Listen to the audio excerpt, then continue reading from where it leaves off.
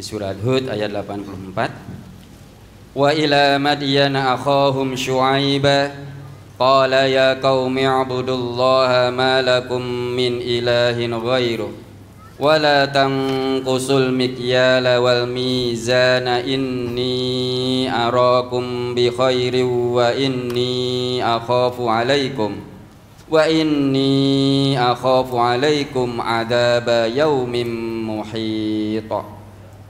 Dan kepada penduduk Madyan kami utus saudara mereka Syuaib. Ia berkata, "Hei kaumku, sembahlah Allah.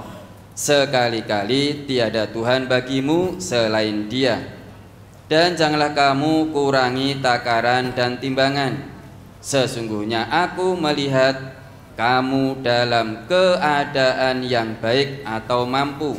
Dan sesungguhnya aku khawatir terhadapmu akan azab hari yang membinasakan atau kiamat." Mohon penjelasan pada kalimat sesungguhnya aku melihat kamu dalam keadaan yang baik atau mampu. Keadaan yang baik atau mampu itu, penduduk Madyan itu sebetulnya penduduk yang mampu secara ekonomi, tapi karena ketamakannya, kerakusannya terhadap dunia, maka penduduk Madyan itu punya hobinya suka mengurangi takaran dan timbangan, padahal mereka punya kemampuan secara ekonomi.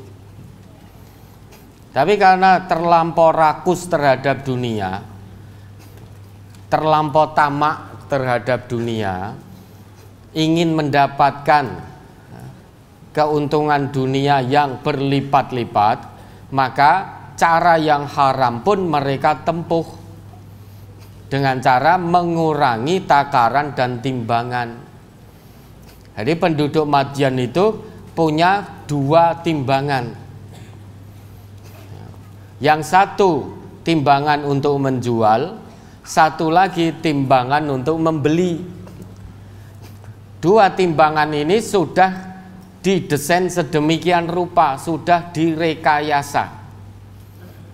Ketika dia mau menjual, maka yang dipakai timbangan untuk menjual yang sudah direkayasa, sehingga yang terjual sebetulnya beratnya belum sampai, tapi karena timbangan itu sudah direkayasa, beratnya seolah-olah sudah menunjukkan berat dari yang diinginkan oleh pembeli. Misal pembeli beli 2 kilo, tapi ini timbangan sudah direkayasa. Harusnya barangnya itu masih 1,5 kilo, tapi di timbangan sudah menunjuk angka 2 kilo.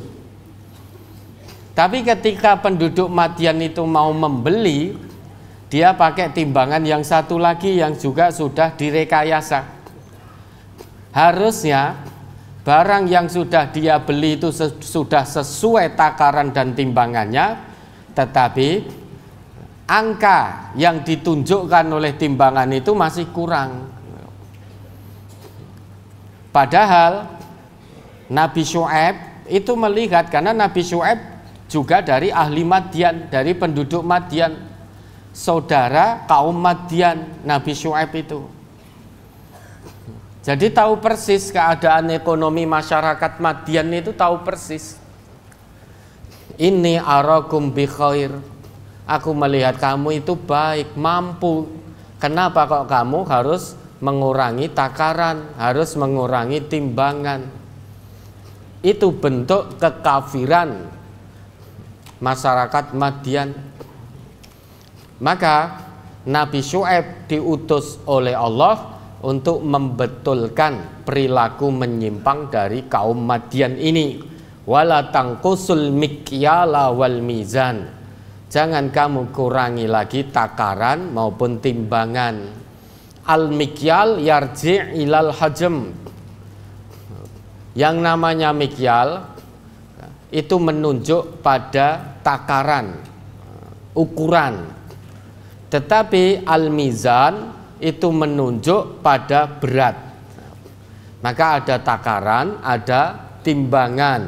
Kalau takaran itu mengacu pada ukuran, tapi kalau timbangan mengacu pada berat.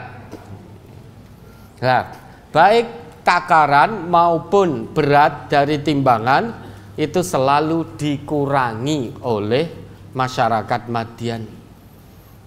Padahal mereka mampu secara ekonomi. Oleh karena itu Allah utus Nabi Syuaib untuk membetulkan perilaku yang menyimpang dari penduduk Madian ini, biar tidak lagi mengurangi takaran maupun timbangan. Jadi betul-betul kalau menakar, menimbang itu yang pas. Jangan lagi merekayasa alat takar maupun alat timbang.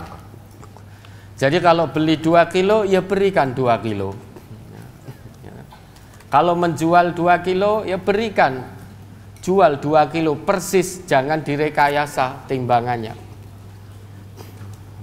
Itu bentuk kedurhakaan yang sangat besar di hadapan Allah. Siksanya sangat besar pula. Azab dari Allah sangat besar pula bagi orang-orang yang suka mengurangi takaran. Fawailul lil mutaffifin. Kecelakaan yang sangat besar bagi orang-orang yang curang. Siapa itu orang-orang yang curang? Ayatnya lanjutannya gimana itu? Alladzina idzaqtalu 'alan nasi yastaufun. Kalau dia meminta timbangan pada orang lain, dia beli dari orang lain, dia minta timbangannya itu pas. Wa idza qaluhum aw wazanuhum yukhsirun. Tetapi jika dia menakar atau menimbang untuk orang lain, dia berbuat curang, mengurangi takaran, mengurangi timbangan.